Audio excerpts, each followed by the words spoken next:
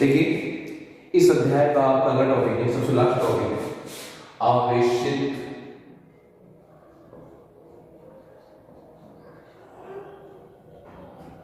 बुलबुले का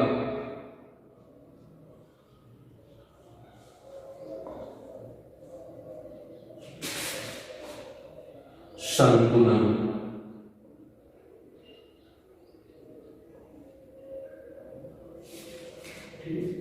ये आपका लास्ट टॉपिक है इस चैप्टर से, ठीक है। तो ध्यान दीजिए, आपने 11th क्लास में पढ़ रखा है आधी किताब, ठीक है। आधी किताब आपको पढ़ाया गया है किसी द्रव के अवतल पार्श्व का दाब उत्तल पार्श्व से ज्यादा होता है। अवतल पार्श्व का दाब कितना, P प्लस डेल्टा P, और उत्तल पार्श्व का दाब कितना होता है आपका, P होता है। तो ऊपर की तरफ दाब कितना लग रहा है, या उत्तल पृष्ठ पर दाब कितना लग रहा है आपका P, अवतल पार्श्व पर अवतल पृष्ठ पर दाब कितना लग रहा है P प्लस डेल्टा P। जो ये दाब का अंतर है वो दाब क्या है आपका, डेल्टा P। इस डेल्टा P को हम लोग किस नाम से जानते हैं, आधी किताब के नाम से जानते हैं।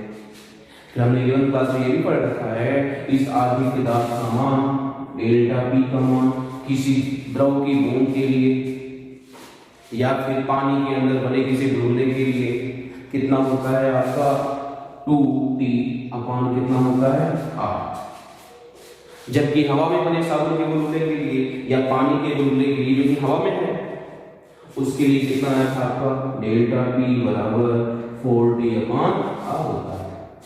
मतलब अगर साबुन का बुलबुला है जो कि कहाँ बना हुआ है, हवा में, अगर हवा में बनेगा तो बाहर भी हवा होगी और अंदर भी क्या होगी, हवा होगी। तो एक पृष्ठ अंदर होगा और एक पृष्ठ बाहर होगा, दो लेयर होगी। इस सिचुएशन में आधी किताब का फॉर्मूला क्या आया था, डेल्टा P बराबर 4T अपान R। लेकिन अगर यही बुलबुला पानी के अंदर हो, ध्यान दीजिए यही बुलबुला कहाँ है आपका, पानी के अंदर है, तो इसमें केवल अंदर हवा होती है जबकि बाहर क्या है, पानी है। इसमें सिंगल लेयर है, तो सिंगल लेयर के लिए आपका आधी किताब का फॉर्मूला कितना आया था, डेल्टा P बराबर 2T अपान R आया था, ठीक है। जहां T को क्या बोलते थे आपको पता है, T को बोलते थे उस द्रव का पृष्ठ तनाव, और R को क्या बोलते थे, उस बुलबुले की या उस बूंद की या फिर उसकी त्रिज्या, ये ठीक है। और डेल्टा P को क्या बोलते थे हम लोग, आधी किताब बोलते थे। ये सब बातें हमको 11th क्लास में पढ़ाएंगे, ठीक है। हम सब इसका यूज करेंगे इसमें, देखिए क्या होगा आपका ये, ठीक है। तो हमें क्या करना है, आवेशित साबुन के बुलबुले के संतुलन के बारे में बात करनी है। चलिए देखिए, मान लीजिए एक साबुन का बुलबुला है, ये क्या है आपका, साबुन का एक बुलबुला है, ठीक है, जिसकी त्रिज्या कितनी है, कैपिटल R। तो आपको पता है इस साबुन के बुलबुले के अंदर भी हवा है और बाहर भी क्या है, हवा है।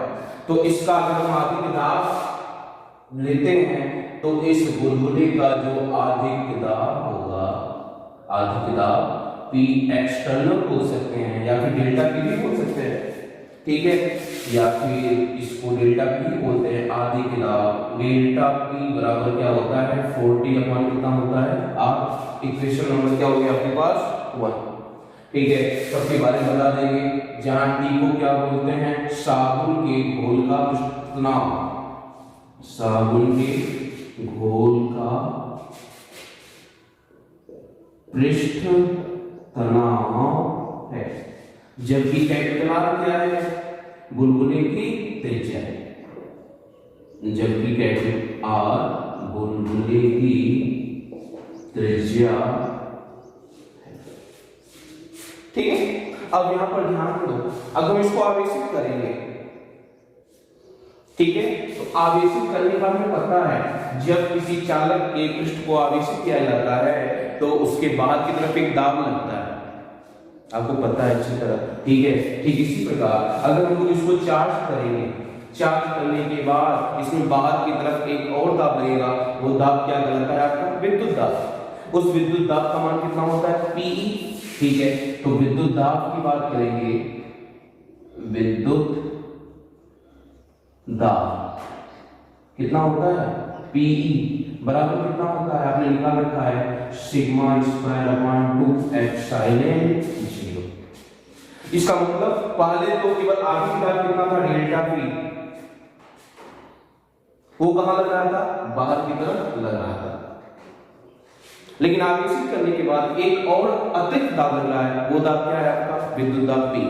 इसका मतलब अब नेट बाहर की ओर दाब लगना कितना हो जाएगा डेल्टा P प्लस कितना हो जाएगा आपका P, डेल्टा P भी लगेगा और P भी लगेगा।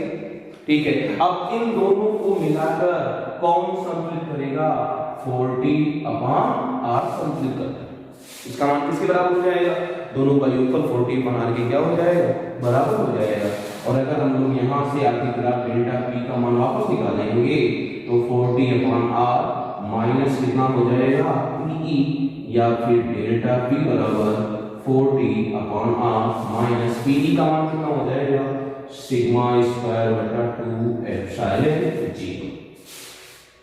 ठीक है, अब एक चीज और ध्यान दीजिए, अगर हम लोग बुलबुले को आवेशित करते जाएंगे आवेश की मात्रा बढ़ाते जाएंगे, Q का मान बढ़ाएंगे मतलब आवेश का मान बढ़ाएंगे, आवेश बढ़ाते जाओ Q का मान बढ़ेगा, और अगर Q का मान बढ़ेगा तो पृष्ठीय आवेश मतलब सिग्मा का मान भी क्या होगा आपका बढ़ेगा, क्योंकि आपको पता है कि सिग्मा बराबर क्या होता है Q/S होता है। अगर आप लोग आवेश की मात्रा बढ़ाते जाओगे तो पृष्ठीय आवेश पर सिग्मा का मान बढ़ेगा, और अगर सिग्मा का मान बढ़ेगा तो इस पूरे का मान क्या होता जाएगा घटता जाएगा, घटेगा डिक्रीज होगा। ठीक है, और अगर इसका मान डिक्रीज होगा तो आगे दाब का मान भी क्या होगा घटेगा डिक्रीज होगा, और घटते घटते घटते कभी कभी कितना हो जाएगा शून्य हो जाएगा, और जैसे ही शून्य हो जाएगा उसके बाद आप इसको और बढ़ाएंगे तो बुलबुला आपका क्या हो जाएगा फूट जाएगा। इसका मतलब संतुलन की स्थिति में डेल्टा P का मान कितना हो जा रहा है 0। ठीक है, तो अगर हम आगे बात करते हैं संतुलन की स्थिति में, ध्यान दीजिए संतुलन की स्थिति में डेल्टा P बराबर कितना हो जाएगा 0। ठीक है, संतुलन की स्थिति में आपके दाब का मान कितना होता है आपका शून्य होता है, और अगर डेल्टा P बराबर 0 तो 40/R minus sigma square upon 2 epsilon बराबर कितना हो गया 0। अगर हम लोग चाहें तो यहाँ से पृष्ठीय आवेश घनत्व का मान निकाल सकते हैं, तो देखते हैं पृष्ठीय आवेश घनत्व का मान कितना आएगा। ध्यान दीजिए आपका ये आ जाएगा 40/R इज इक्वल टू, इसको उधर भेज देते हैं तो कितना आ जाएगा ये sigma square upon 2 epsilon 0 cross multiply कर देंगे तो 4 × 2 8t epsilon 0 equal to sigma square × R। ठीक है, या फिर आपको पृष्ठीय आवेश घनत्व का मान निकालना है तो सिग्मा स्क्वायर बराबर 8t एप्सिलॉन 0 अपॉन कितना हो जाएगा, या फिर सिग्मा बराबर कितना होगा √8t एप्सिलॉन 0 अपॉन कितना आ जाएगा R। इस सूत्र से हम लोग साबुन के बुलबुले के लिए, इस सूत्र से हम लोग क्या निकाल सकते हैं साबुन के बुलबुले के लिए पृष्ठीय आवेश घनत्व का मान निकाल सकते हैं। अगर आपसे ये पूछा जाए कि संतुलन की स्थिति में टोटल आवेश कितना है, टोटल चार्ज कितना है साबुन के बुलबुले का, तो आप वो भी निकाल सकते हैं। देखिए कैसे निकालेंगे टोटल आवेश का मान। आप सभी को पता है पृष्ठीय आवेश घनत्व का सूत्र होता है सिग्मा बराबर Q/S, यही होता है। अब साबुन के बुलबुले का आकार किसका होता है गोले की तरह होता है, और गोले का संपूर्ण पृष्ठीय क्षेत्रफल कितना होता है आपका 4πr स्क्वायर। तो अगर हम लोग यहाँ से सिग्मा बराबर निकालेंगे तो Q/4πr स्क्वायर। अगर Q का मान निकालना चाहेंगे तो सिग्मा इंटू कितना हो जाएगा 4πr स्क्वायर। ठीक है, और अगर हम लोग यहाँ पर सिग्मा का मान रख देंगे तो हमें टोटल चार्ज मिल जाएगा कितना √8t एप्सिलॉन 0 बटा R इंटू 4πr स्क्वायर। ठीक है, अब यहाँ पर ध्यान दीजिए 4π को हम लोग क्या कर देते हैं बाहर कर लेते हैं। ठीक है, अब R स्क्वायर को हम लोग अंदर भेजेंगे। ध्यान दीजिए R स्क्वायर को हम लोग वर्गमूल के अंदर लेकर जाएंगे तो R की पावर 4 हो जाएगा, तो आपका कितना हो जाएगा 8t ε0 r की पावर 4 अपॉन कितना r, एक बार से इसकी घात घट जाएगी। ठीक है, जब एक घात काट देंगे तो हमको टोटल चार्ज भी मिल जाएगा 4 पाई रूट में 8t ε0 r square, sorry r cube. ठीक है, इस फार्मूले से अगर हम लोग चाहेंगे तो टोटल आवेश का मान भी क्या कर सकते हैं, निकाल सकते हैं। ठीक है, अब इसके बाद हम लोग क्या करेंगे, इस चैप्टर पर बेस्ड सवाल सॉल्व करेंगे। ठीक है, ये आपका चैप्टर थ्योरेटिकल समाप्त हो चुका है। हम लोग कुछ न्यूमेरिकल लगाते हैं, बड़ा आता है।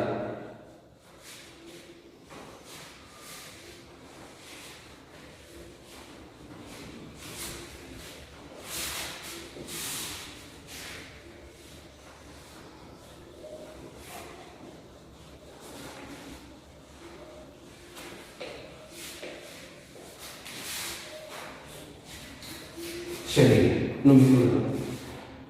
न्यूमेरिकल लगाने से पहले हम लोग इस चैप्टर के कुछ महत्वपूर्ण सूत्रों की बात कर लेते हैं जिन पर हमें न्यूमेरिकल लगाना है। ठीक है, तो इस चैप्टर का सबसे पहला फार्मूला क्या था आपका, विद्युत फ्लक्स।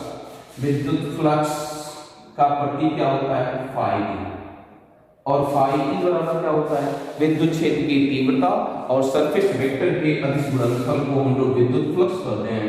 तो vector E dot S vector बराबर क्या होता है, E S cos थीटा। सबसे पहला फार्मूला आपका ये है। उसके बाद दूसरा फार्मूला क्या था आपका, गॉस की प्रमेय। गॉस की प्रमेय के अनुसार किसी बंद पृष्ठ से निकलने वाला संपूर्ण विद्युत फ्लक्स उस बंद पृष्ठ में उपस्थित संपूर्ण आवेश का 1/ε0 गुना होता है। संपूर्ण आवेश का 1/ε0 गुना होता है। ये आपकी क्या है, गॉस की प्रमेय का सूत्र है।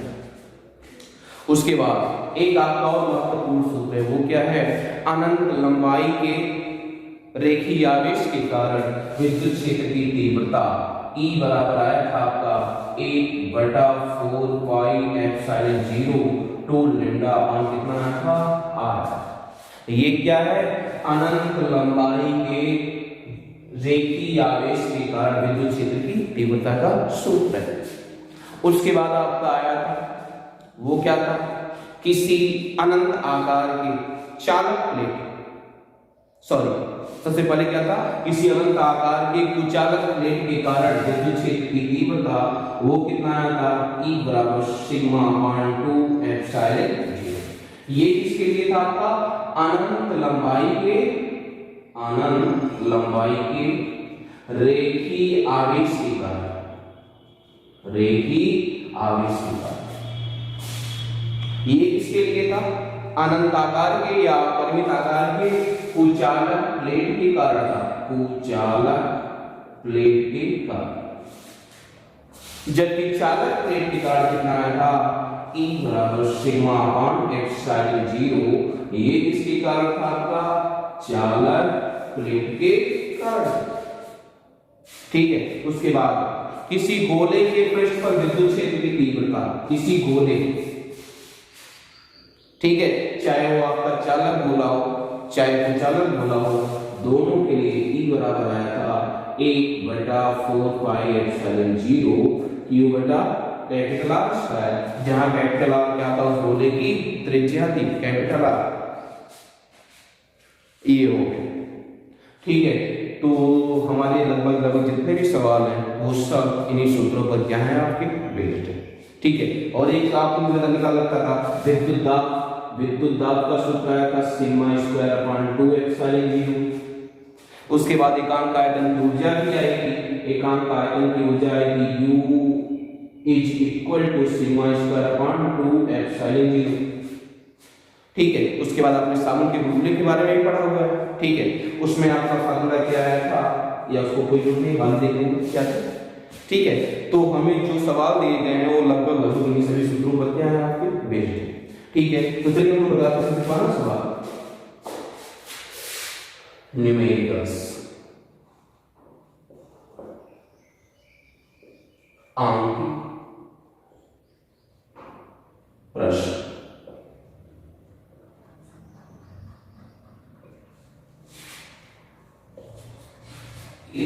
आपका सबसे पहला सवाल क्या है, किसी बंद पृष्ठ में प्रवेशित मतलब प्रवेश करने वाला फ्लक्स 400 न्यूटन मीटर स्क्वायर प्रति कूलम तथा निर्गत विद्युत फ्लक्स का मान 800 न्यूटन प्रति कूलम है, तो बंद पृष्ठ के द्वारा परिबद्ध आवेश का मान बताइए। क्या है ये सवाल। तो ध्यान दीजिए, जो फ्लक्स प्रवेश करता है उसे हम लोग ऋणात्मक फ्लक्स मानते हैं, विद्युत फ्लक्स मानते हैं, और जो फ्लक्स बाहर निकलता है उसे हम लोग क्या मानते हैं, धनात्मक विद्युत फ्लक्स मानते हैं। ठीक है, तो ध्यान दीजिए, प्रवेश करने वाले फ्लक्स का मान मतलब मान लेते कितना है, फाइव कितना दे रखा है, 400 न्यूटन मीटर स्क्वायर प्रति कूलम। चूंकि ये फ्लक्स प्रवेश कर रहा है इसलिए इस फ्लक्स का मान क्या होगा, आपका ऋणात्मक होगा। ठीक, अब आते हैं निर्गत फ्लक्स कितना मान लेते हैं हम लोग, 5 कितना दे रखा है, 800 न्यूटन मीटर स्क्वायर प्रति कूलम। ये फ्लक्स निकल रहा है, जो फ्लक्स निकलता है उसे हम लोग पॉजिटिव फ्लक्स मानते हैं। ये आपका क्या हो गया, प्लस। आपको निकालना क्या है, तो बद्ध पृष्ठ द्वारा परिबद्ध आवेश का मान बताइए। ठीक है, तो आपको उस बंद पृष्ठ के अंदर का क्या निकालना है, आवेश निकालना। इन सबको देखकर हमारे पास कौन सा सूत्र लग रहा है, अगर देखें तो पहला सूत्र हम लोग नहीं लगा सकते क्योंकि पहले वाले सूत्र में आवेश के बारे में कोई जिक्र नहीं है। लेकिन ध्यान देंगे दूसरे वाले फार्मूले में, तो दूसरे वाले फार्मूले में आवेश है। ठीक है, फाइव नेट फ्लक्स हम निकाल सकते हैं, दोनों फ्लक्सों को जोड़ लेंगे तो कुल फ्लक्स का मान मिल जाएगा। ठीक है, और एप्सिलॉन 0 का हमें पता होता है, और किसका मान निकालना है, हमें टोटल आवेश Q का मान क्या करना है, कैलकुलेट करना है। तो सबसे पहले हम क्या लगाएंगे, कुल फ्लक्स की बात करेंगे। तो ध्यान दीजिए, कुल विद्युत फ्लक्स क्या मान लें, 5, तो 5 बराबर क्या होगा, 5(1) प्लस 5(2). ठीक है, तो सॉल्व करेंगे इसको तो कितना आएगा, 5(1) की वैल्यू कितनी, -400, 5(2) की वैल्यू कितनी, +800। ठीक है, जब इसको हम लोग जोड़ेंगे तो मिल जाएगा कितना, 400 न्यूटन मीटर स्क्वायर प्रति कूलम। तो हमने नेट फ्लक्स निकाल लिया, हमें निकालना है कुल आवेश, तो हम लोग गॉस की प्रमेय लगा लेते हैं। अतः गॉस की प्रमेय से क्या कहती है गॉस की प्रमेय, संपूर्ण विद्युत फ्लक्स का मान उस बंद पृष्ठ में उपस्थित संपूर्ण आवेश का 1/एप्सिलॉन 0 गुना होता है। तो अगर हमें टोटल आवेश Q निकालना है तो Q बराबर कितना, इसको इधर भेज देंगे, एप्सिलॉन 0 इनटू कितना हो जाएगा, 5e। एप्सिलॉन 0 आप लोग जानते हो निर्वात की विद्युतशीलता है, जिसका मान होता है 8.85 इनटू 10⁻⁻12, और 5e का मान आपका सवाल में दिया ही गया है। इस प्रकार से हम चाहे तो इस सवाल को लगा सकते हैं। चलिए लगाते हैं, क्या आएगा, कितना आएगा देख लीजिए।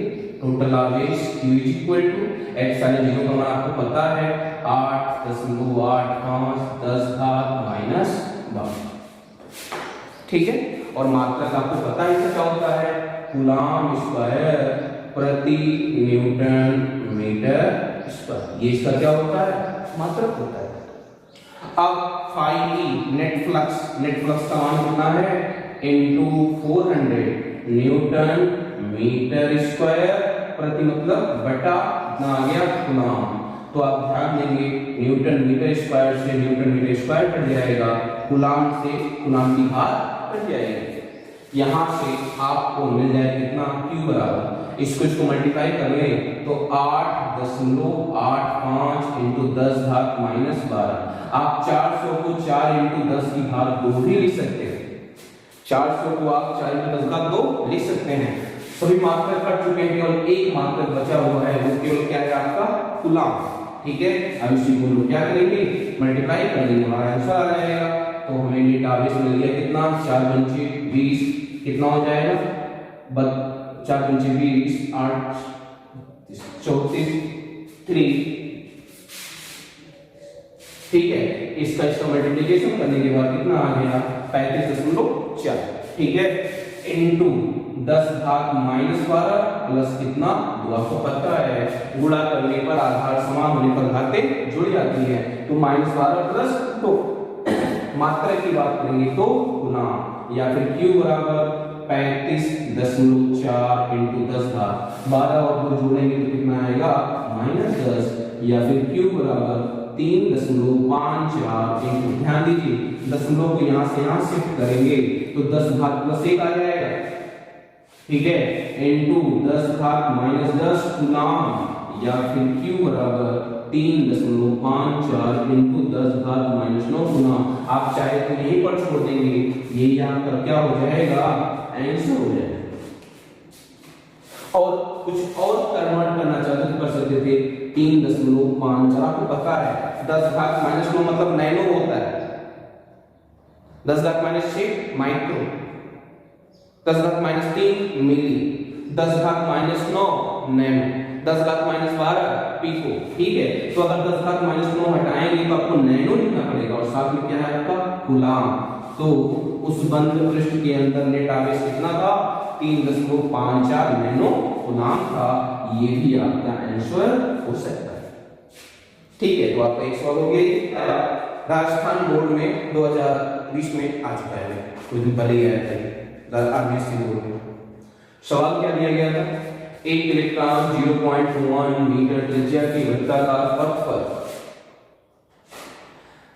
जिसका रेखीय आवेश घनत्व कितना 10⁻⁶ कूलम प्रति मीटर है, कि चारों तरफ क्या कर रहा है चक्कर लगा रहा है,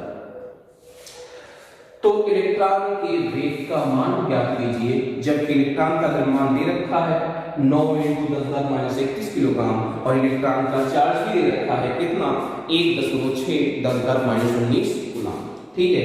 फिर सवाल सुन लीजिए, एक इलेक्ट्रॉन है वो एक अनंत लंबाई के रेखीय आवेश के चारों तरफ क्या कर रहा है चक्कर लगा रहा है, उस अनंत लंबाई के चालक तार का या फिर रेखीय आवेश घनत्व कितना दे रखा है 10⁻6 कूलम प्रति मीटर, तो हमें इलेक्ट्रॉन के वेग का मान निकालना है, देखिए इलेक्ट्रॉन का द्रव्यमान दिया है, इलेक्ट्रॉन का आवेश भी आपके पास दिया है, ठीक है, तो देखिए कैसे लगाएंगे इसको, हमको क्या क्या दे रखा है, एक इलेक्ट्रॉन वृत्ताकार पथ की त्रिज्या दी गई है r बराबर 0.1 मीटर, इसे हम लोग 10⁻1 मीटर भी लिख सकते हैं, वृत्ताकार पथ की त्रिज्या, और क्या किया है रेखीय आवेश घनत्व जिसका प्रतीक आपको पता है लैम्डा होता है, लैम्डा बराबर कितना 10⁻6 कूलम प्रति मीटर। इलेक्ट्रॉन का वेग निकालना है, हमें वेलोसिटी निकालनी है किसकी इलेक्ट्रॉन की, इलेक्ट्रॉन का मास दे रखा है, इलेक्ट्रॉन का मास कितना है 9 × 10⁻31 kg और इसका चार्ज कितना है E = कितना 1.6 10⁻19 कूलम, ये आपके पास डेटा दिया है, आपको पता है बताया गया है आपको 11th क्लास में, जब कोई विपिंड किसी वृत्ताकार पथ पर क्या करता है चक्कर लगाता है तो उसे एक बल की आवश्यकता होती है जिसे हम लोग क्या बोलते हैं कूलम, जिसे हम लोग बोलते हैं केंद्र बल। इसका उदाहरण क्या है आपको पता है, सूर्य के चारों तरफ हमारी पृथ्वी क्या करती है चक्कर लगाती है, हमारी पृथ्वी को सूर्य के चारों तरफ घूमने के लिए अभिकेंद्र बल कहां से मिलता है, सूर्य और पृथ्वी के मध्य लगने वाले गुरुत्वाकर्षण बल से मिलता है। अभी आपने सुना होगा जो इलेक्ट्रॉन होते हैं वो नाभिक के चारों तरफ क्या करते हैं चक्कर लगाते हैं, उन इलेक्ट्रॉनों को अभिकेंद्र बल कहां से मिलता है, इलेक्ट्रॉन और नाभिक के बीच लगने वाले विद्युत आकर्षण बल से मिलता है, ठीक है। या फिर हम लोग क्या करते हैं जब किसी पत्थर को किसी डोरी से बांध कर घुमाते हैं तो उस पत्थर को अभिकेंद्र बल कहां से मिलता है, डोरी के तनाव बल से मिलता है। बिल्कुल सेम बात यहाँ पर भी है, अगर इलेक्ट्रॉन वृत्ताकार पथ पर घूम रहा है तो इसको क्या चाहिए अभिकेंद्र बल चाहिए। अब अभिकेंद्र बल कहां से मिल सकता है, यहाँ पर आवेश की बात दी जाती है तो आप कंफर्म में इसको अभिकेंद्र बल कहां से मिलेगा, आपका विद्युत बल से ही मिल सकता है क्योंकि विद्युत आवेश है, विद्युत आवेश है तो विद्युत बल ही होगा, चुंबकीय बल थोड़ी होगा। इसका मतलब कंफर्म होगा इलेक्ट्रॉन को वृत्ताकार पथ पर घूमने के लिए अभिकेंद्र बल चाहिए, वो अभिकेंद्र बल कहां से मिलेगा, इसको विद्युत बल से मिलेगा, ठीक है। तो हम लोग लिख सकते थे अभिकेंद्र बल Fc सेंट्रीपिटल फोर्स, अविकेल मतलब सेंट्रीफ्यूगल फोर्स। कहां से प्राप्त होगा इसको? विद्युत बल से, इलेक्ट्रिक फोर्स से प्राप्त होगा। ठीक है, अब बात करें अविकेल बल की। आपको पढ़ाया जा चुका है अविकेल बल का फार्मूला होता है mv²/r। m क्या है? द्रव्यमान, v क्या है? वेलोसिटी, r क्या है? वृत्ताकार की त्रिज्या। ठीक, और बात करें इलेक्ट्रिक फोर्स की। इलेक्ट्रिक फोर्स का सूत्र होता है, आपको पता है, विद्युत क्षेत्र की तीव्रता E बराबर होता है F/Q0। अगर E बराबर F/Q0 होता है तो F बराबर क्या होगा? Q0 into E, cross multiply. यहाँ पर हम लोग क्या करेंगे? अगर इसको सॉल्व करेंगे तो F बराबर क्या आएगा? Q0 into E आएगा। बिल्कुल सेम बात, F बराबर क्या आएगा? Q into कितना आ गया आपका? E। E क्या है? विद्युत क्षेत्र तीव्रता का मान है। Q क्या है? जो आवेश घूम रहा है, चक्कर लगा रहा है। कौन घूम रहा है? इलेक्ट्रॉन। इलेक्ट्रॉन की आवेश हम लोग Q से नहीं बल्कि E से रिप्रेजेंट करते हैं, इसलिए आपका बन जाएगा mv²/r बराबर E into E, जहां E क्या है? आवेश है। किसका आवेश है? आपका इलेक्ट्रॉन। अब आते हैं तो विद्युत क्षेत्र की तीव्रता पर। आपको पता है अनंत रेखीय आवेश के चारों ओर विद्युत क्षेत्र का फार्मूला ये दिया गया है, कितना होता है? 1/4 पाई एप्सिलॉन 0 टू λ/r। आपको पता है अनंत लंबाई के रेखीय आवेश के कारण विद्युत क्षेत्र का सूत्र होता है 1/2 पाई 4 पाई एप्सिलॉन टू λ/r। रख दीजिए, कितना हो जाएगा? mv²/r बराबर इलेक्ट्रॉनिक चार्ज E रहेगा ही रहेगा। E का मान कितना है? 1/4 पाई एप्सिलॉन 0 टू λ/r कितना? r। ठीक है, अगर हम लोग चाहें तो r से r काट देंगे, कैंसिल आउट हो जाएगा। अब हमें क्या निकालना था? हमें तो वेलोसिटी निकालनी है, वेग निकालना है। तो वेग को छोड़कर बाकी सभी टर्म उधर भेज देंगे हम लोग। ठीक है, तो कितना बन जाएगा? ये v² = E पहले से था, बटे में क्या आ जाएगा आपका? m उधर भेज दिया। अंदर क्या बचा हुआ है आपका? 1/4 पाई एप्सिलॉन 0 साथ में 2 λ और बटा कितना हो गया? a, क्योंकि r आपका कट चुका है। सही है, अब इसको और आगे सॉल्व कर लेते हैं। तो ध्यान दीजिए कैसे सॉल्व करेंगे हम लोग। मैं ही को सॉल्व कर दे रहा हूं। चलिए, यहाँ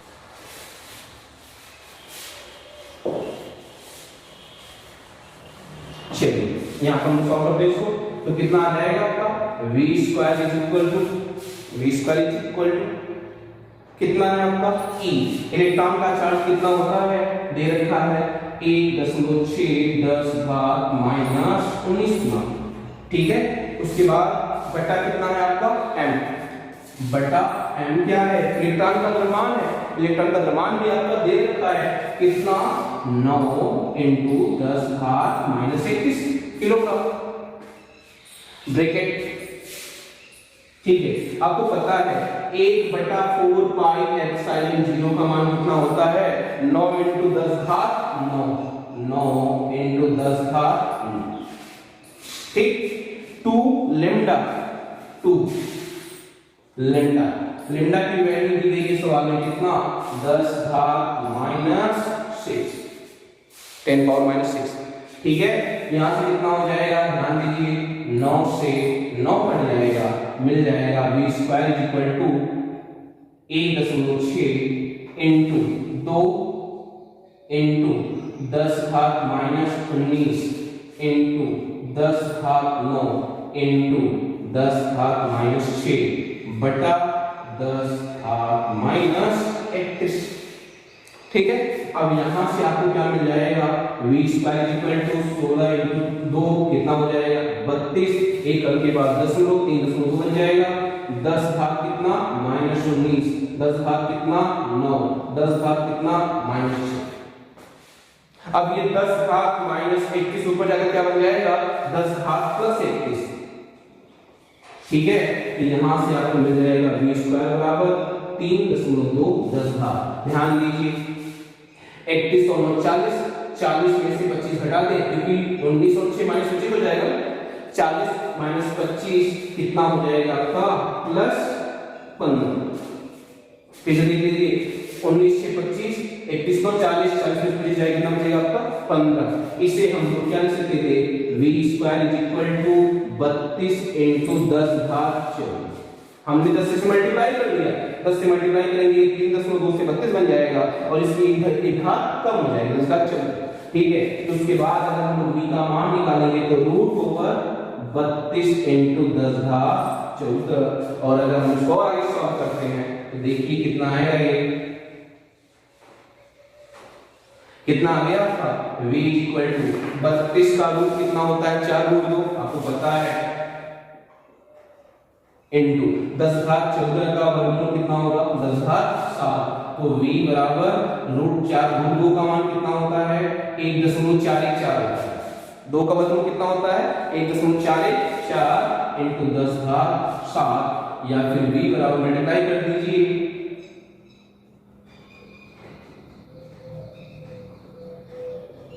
इनटू 10 घात 7 मीटर प्रति सेकंड। यही क्या है इलेक्ट्रॉन का चाल है। यही आपका क्या हो गया।